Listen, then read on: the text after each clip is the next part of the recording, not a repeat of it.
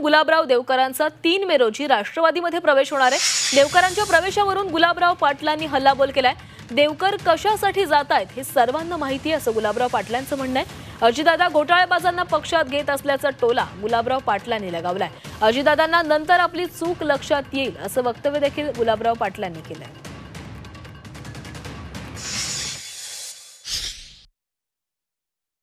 प्रवेश केला म्हणून काय त्यांचे लफडे बंद होतील असं नाहीये। ते 3 टायर एसी मधून 2 टायर एसी मध्ये जात आहे। ते कशा करता जात आहे अख्ख्या जगाला माहिती आहे। या ठिकाणी मजूर फेडरेशनचा असलेले लफडे 27 लाख रुपये बेकायदेशीर जे भाडं घेत आहेत दवाखान्याचं, आतापर्यंत त्यांनी 8 कोटी रुपये शासनाकडून भाडं घेतलेलं आहे।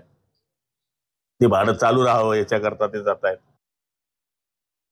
अजितदादा ते छाती ठोकपणे म्हणतात की माणसं तपासून घेईल। फार सुंदर माणसं तपासलेत त्यांनी देवकर सारखे। त्यांना पुढच्या काळामध्ये लक्षात येईल की आपण तपासलेला माणूस हा चुकीचा होता।